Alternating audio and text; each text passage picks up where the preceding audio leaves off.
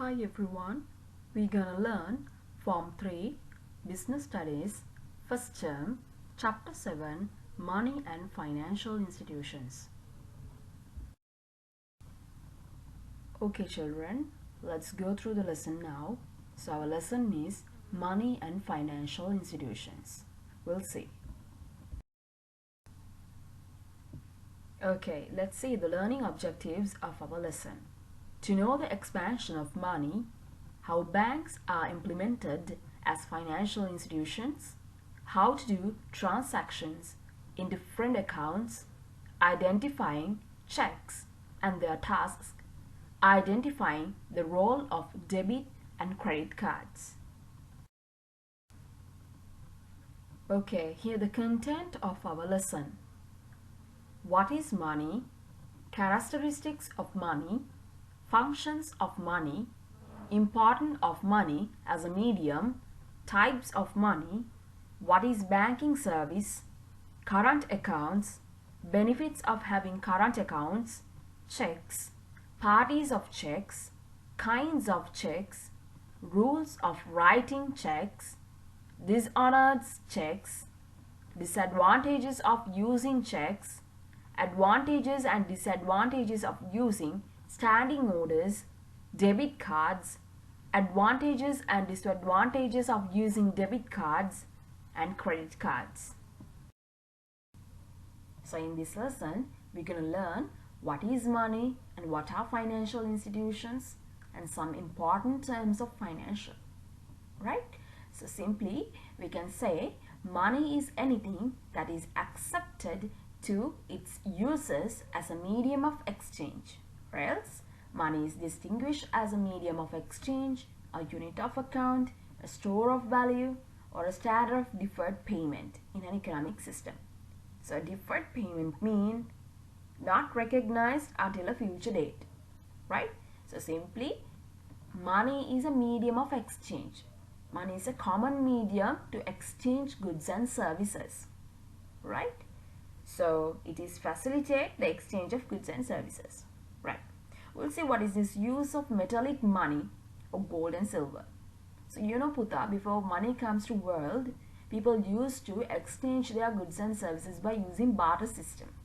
Barter system means people exchange their goods to another goods. Right? So goods they were exchanging. But there were some weaknesses of this barter system. Right? So this barter system was not practical anymore to do their transactions. Because of that, due to some weaknesses, people used gold and silver for exchange.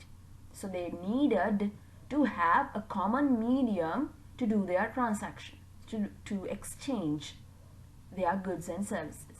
Because of that, they decided to use gold and silver for that. Why they choose gold and silver? Because of some reasons. So the reasons are, it is relatively limited.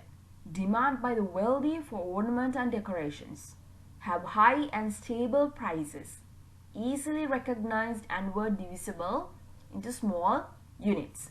So that was easier than the barter system to do their transaction. So they get used to use gold and silver as a medium of exchange, right? So that's called use of metallic money.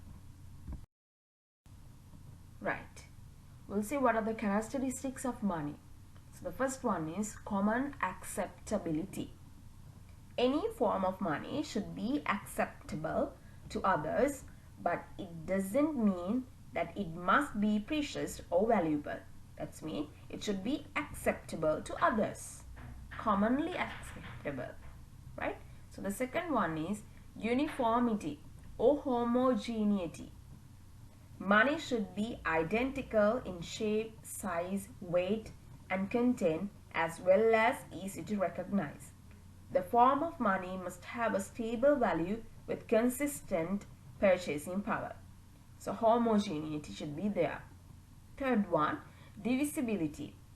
Money used is to be capable of being divided into units, so that small amount can be paid exactly. So like we know we are using money as notes and coins. That's mean it can be divided, right? So the next one, portability. Should be easy to transport. In order to bring it to point of sale, it must be easily movable, right? Exactly, money should be movable, right? Otherwise it's not easy to use as a medium of exchange. Next one, stability of value. So the value is not gonna change. Next one, intrinsic value should not be greater than face value. So each and every note and coin, they have their face value. So the value of the note or the coin should not be greater than or less than rather than the face value. So those are the characteristics of money. Okay, we will see what are the functions of money. So mainly there are 4 functions of money, like medium of exchange, standard of value, store of value, and deferred payment. So we will see the first function, medium of exchange. So money is acceptable to seller when the buyer pays for the goods bought. So it enables exchange or trade to take place.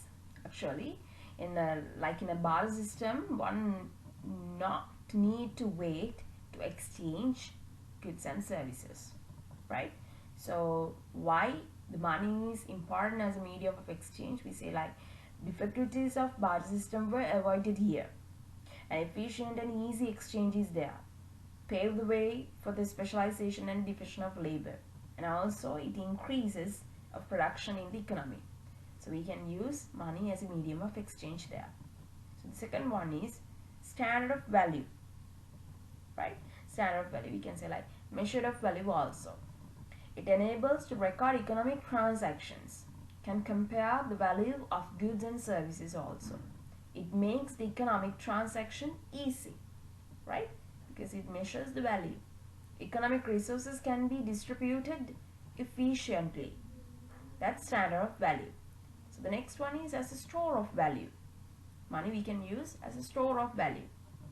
So to use money as a medium of store, to the purchasing power of money should remain stable over time. So value is not changing. Many goods and all services can be stored up to the future needs. Money allows use to store purchasing power. So the total amount of money earned by people are not used for the present needs. So they store their sources for future needs also, right?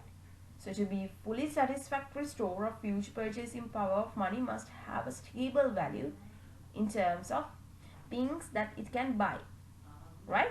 So that the most desirable one for the store of value function is that the purchasing power of money remains stable over a time. So that's called store of value. And the last function is deferred payment.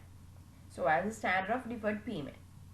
So here acting as a standard of deferred payment means that a payment to be made in future can be nominated in many terms in just the same way as can a payment to be made today. So always I have told like deferred mean postponing. It enables credit to be given to buyers and it reassures sellers that they will receive the expected amount in form of money, right? It's always postponing. So money is functioning as a standard of deferred payment like also.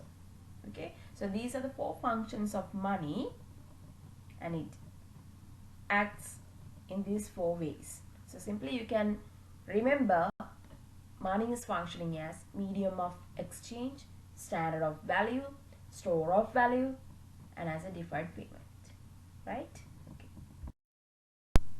Okay, the first function of money is as a medium of exchange.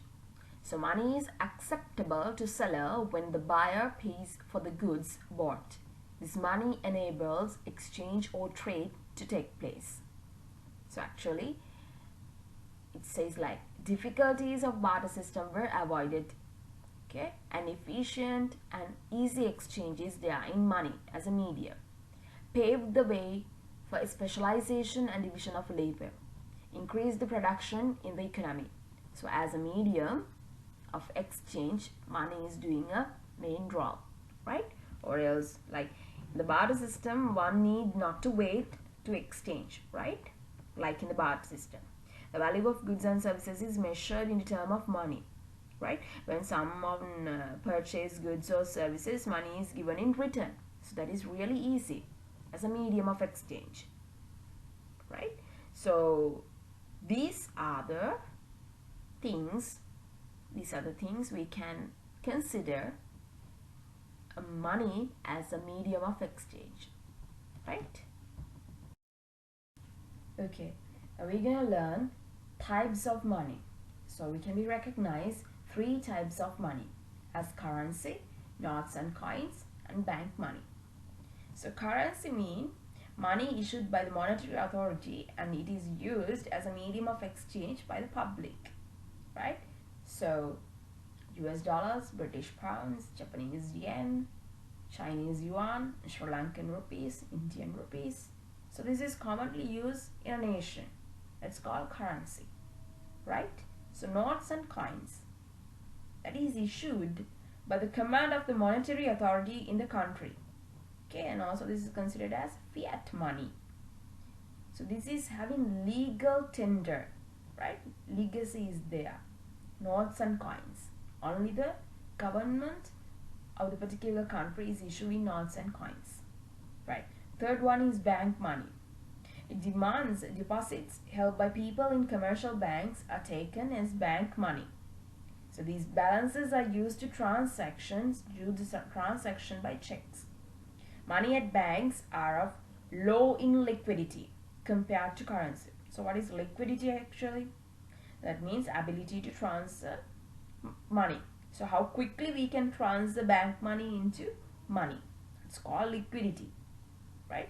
So bank money is not 100% liquidity as currencies we are using, right? Right. So these are 3 types of money: currency, notes and coins, and bank money. Okay. Okay, now we're gonna learn what is banking service. So we will see what is this bank. Banks are always providing assistance to the people or to the public or to the businesses, right? So people and businesses need the assistance of banks to manage their money. It's a kind of a big assistant to the economy of a country. It is an essential thing for the economics in the country, right? So banks' purposes are to look after customer savings, offer interest to savers, loans to businesses, mortgages to home buyers, methods of payment, right?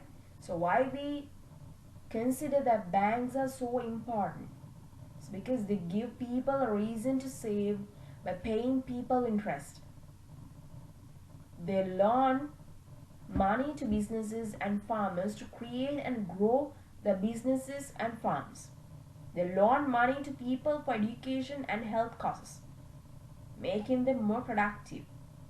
Can help poor countries to escape from the poverty cycle.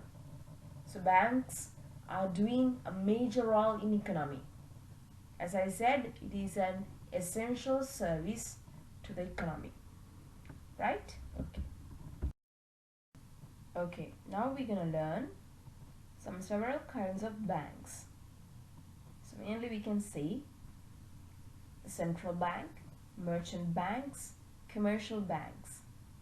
So the central bank means each and every country is having their own central bank. Like Sri Lanka has central bank in Sri Lanka, and other countries like England having central bank in England. Like that, each and every country in the world is having their own central bank. So central bank is controlling all the banks in the country, right? So it is like the main center of all the banks. It's the main point of all the banks. So that's called it as central bank. The next one is merchant banks. That means it assists businesses to form public limited companies. So it advises on takeovers and mergers as well as foreign trade and offer loans to the businesses. Merchant banks, right? It's also offering loans to the businesses. It assists to the businesses by giving loans. And commercial banks. So as some example, you can see some logos of the commercial banks here. So it is having deposits, and mainly they also issues loans, right? So like Standard Chartered Bank, Hong Kong, or HSBC Bank. So they are very popular banks, commercial banks. So they also mainly offering loans, right? So every time put a loan is not a credit, right? Because of these banks issuing loans to the country, right? It can be that means it can be a wealth, right? It can be an asset. Okay, now we will see what are current accounts. All these current accounts mean, Putra, these types of accounts are provided by the commercial banks, right? So they provide to the customers with the everyday payment, withdrawals and deposit facilities also there, right? The current account holder will be provided with a check book, a paying book, and a check guaranteed card, which may also act as a debit card and as cash card for use in ATMs. So in current account, holders may have wages or salaries paid directly into the accounts. If the account holder is a business, it may pay its wages and salaries directly from the account and may pay bills directly using the credit transfer or direct debit or standing order. Money may also be received directly into the accounts using standing orders or direct debit arrangements or by credit transfers. So a current account holder may also be able, with the bank's permission, to overdraw the account. An automatic overdraft facility up to a certain limit with no fee payable is allowed by some commercial banks, and current accounts they offer to some customers, right? So there are so many facilities we can gain by having a current account, right? So right, interest and charges, comparatively interest is more higher than the saving account in current accounts. In cash, credit transfers we can do, right? And checks also we can use in current accounts, direct debits, standing orders. So these things we can have when we have a current account, right? It is really advantageable to the businesses and people who are mostly keep going with the businesses, right? So current accounts mean that. Okay, we'll see some more benefits we can have by having a current account. Immediate access to cash, can make deposits and withdrawal of cash. Access to full range of banking services. We can use ATMs. Automatic payment services are available. Regular bank statements are there. Sometimes interest if uncredited. Sometimes an overdraft facility also there. We can use internet and telephone banking also in current account, right? So no limits on withdrawal and deposits, provide overdraft facilities, right? The frequent transactions we can do through the funds, best suited for business purposes. As I said, this is really suited for businesses, current accounts. Okay, right. Okay, now we are going to learn about the checks. So a check is an order to pay the person named on a check. A check is signed by the person wishing to make the payment and can be made for any amount. So they're used to pay bills and are usually supported by the check's guaranteed card, right? So here you can see a format of a check. So mainly checks can be issued by any current account holder, right? Only the current account holders can issue checks. So here, as I said, a template of a check you can see. So there are some areas to be filled when anyone is issuing a check. Your name and address, the person or company you are writing the check to, date, check number, amount of check in numbers, amount of check in written form, your signature, routing and account number, and what is the check is for, right? So these are the areas to be filled when we are issuing a check to another party, right? Right, now we are going to recognize the parties of a check. So there are three parties we can recognize here. First one is drawer, the person who signs the check or the account holder. Second one is drawee, the name of the account holder's bank branch, or else the bank on which the check is drawn, or who pays the money on behalf of the drawer, right? So the next one is payee, the person who the check is made payable to. Also it is called as beneficiary, or else the person to whom the check is made out. So these are the three parties of a check, right? Okay, children, now we are going to learn about the kinds of checks. There are several kinds of checks, right? So the first one is here, open checks or uncrossed checks. Open mean the check is not having any crossing on its surface, right? So no crossing mean the risk is there. Why we are putting a crossing? To give us security for the check. So the open check mean they don't have any crossing, they can be cashed across the bank counter. They are usually used to pay people without bank accounts even. So risk is high there. Okay, so open checks can be cashed across the bank counter. It is risky to use, right? Anyone can take or make it into cash from the bank counter. So the next kind of check is bearer checks, right? So the payable to the holder of the check. Bearer checks mean the person who is bearing the check to the counter, he or she can make it into cash. So most unsafe as not crossed. This is also not crossed, right? Okay. Okay. The next kind of check is cross check. So a cross check is any check that is crossed with two parallel lines, either across the whole check or through the top left hand corner of the check. So you can see here 4 types of crossings. So the first one is only 2 parallel lines. The next one is 2 parallel lines within that not negotiable. And the third one is 2 parallel lines within their account pay only. The last one within 2 parallel lines, rupees 500 only mean there is a limited amount mentioned there. Okay, so cross checks are a safe means of payment as they have to be paid into the bank account to obtain payment.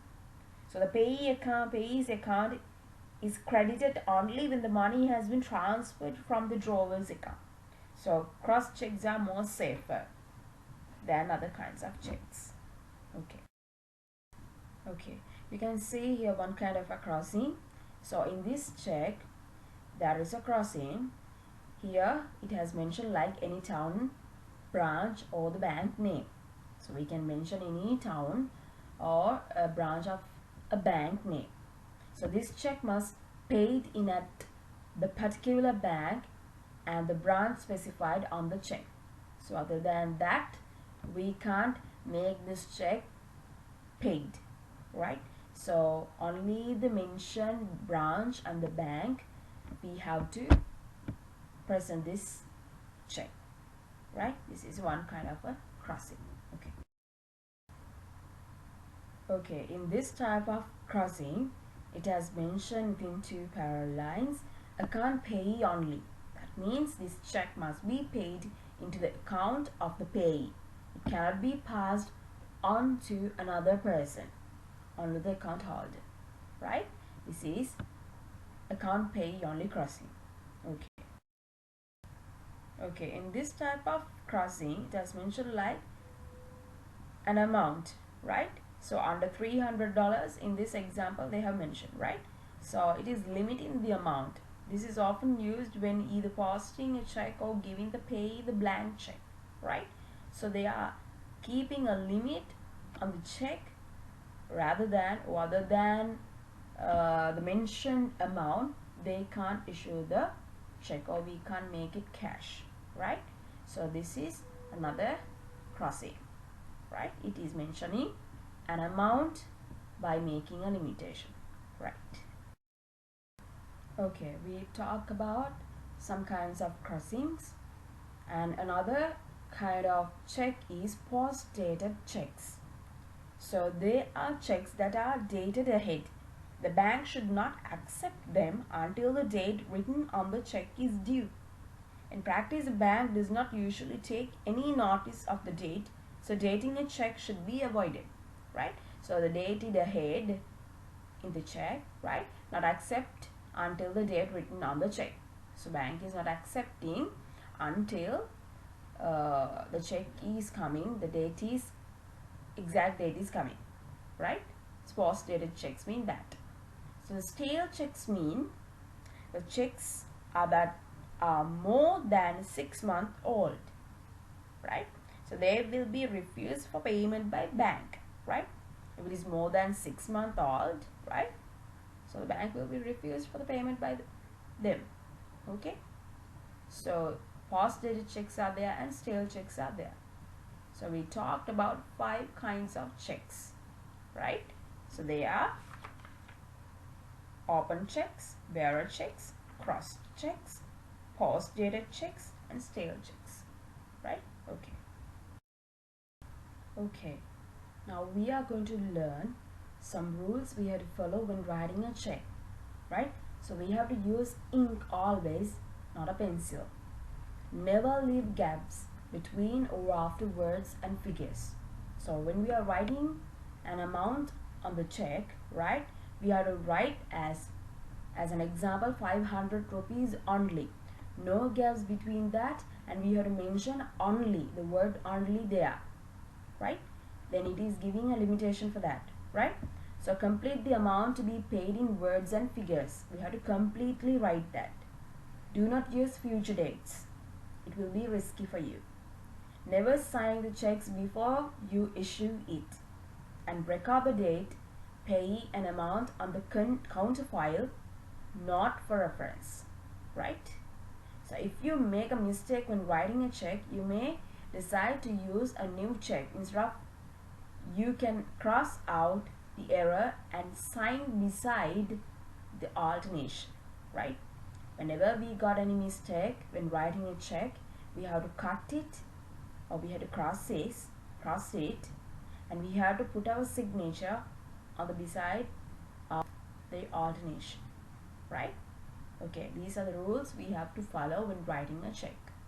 All right. Okay, that is another kind of checks that's called dishonored checks. So they are checks that the bank, when presented, the bank will refuse to pay. They may be marked as R/D, referred to drawer. Referred to drawer mean here, right? The drawer mean the person is writing the check, right? So they or the drawer may has done some mistakes when writing the check, right? Some reasons are for that: insufficient funds in the account, or the words of and figures are different over there, right? So because of these reasons, the check can be dishonored. So the bank is not accepting, the bank will refuse to pay for the check, right? These checks called dishonored checks. Okay, we were talking about checks, right? So checks also are known as a medium of exchange, right? Bank money. So we identify so many benefits and advantages by using checks to an account holder, right? To an current account holder. So advantages are there, as well as disadvantages also there of using checks. So you will see what are they. So checks may not be accepted everywhere. delay in clearing in between banks, need to be taken to the bank and paid in, not suitable for very small payments, valueless if there is no money in the account. Not everyone has bank accounts. Risk and fraud also there. So these are the disadvantages we can face when using checks, right? Okay, now we are going to see advantages and disadvantages of using standing orders. So we'll see first what is this standing order. So that's me. A standing order is an instruction a bank account holder gives to their bank to pay a set amount at regular intervals to another's account, right? That means it's a kind of instruction to be given to the banker, right? So the account holder is giving order to the bank to pay for someone. Okay, it's kind of order to the bank, right? Standing order means that. So there are some advantages and disadvantages we can identify in standing orders. So advantages are safe means of payment, saves remembering to make payments, save the costs of writing checks and paying postage, regular commitments are paid on. So these are the advantages, right? This is also similar to a kind of check.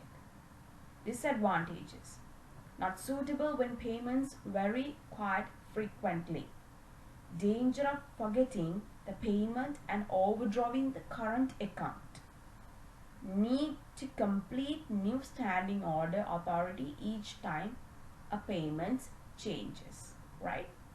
So this is the difference between of advantages and disadvantages of a standing order, right? So what you have to remember, standing order is an instruction a bank account holder gives to their bank, right? Okay, now we are going to learn about debit cards. It is also one of the benefits we are getting or we receive from the bank, right? So a debit card is a payment card that deducts money directly from a consumer's checking account to pay for a purchase. Debit cards eliminate the need to carry cash or physical checks to make purchases directly from your savings, right? So we can use debit cards to pay bills, to do the payments, right?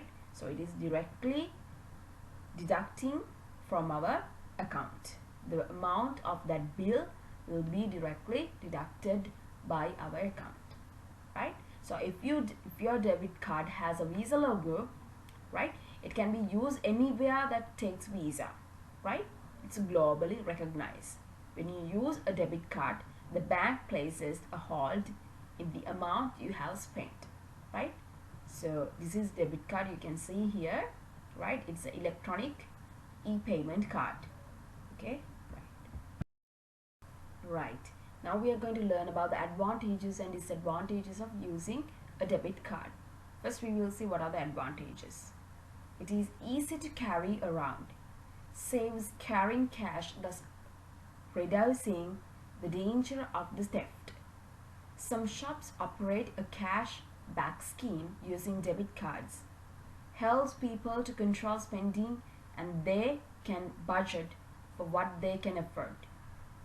And when we see some advantages to retailers, so the payment is guaranteed, no bad debts, instant payments compared with credit cards. We can do instant payments, right? Can be caused when checks may be refused, right? So these are the kinds of advantages we can have from debit cards.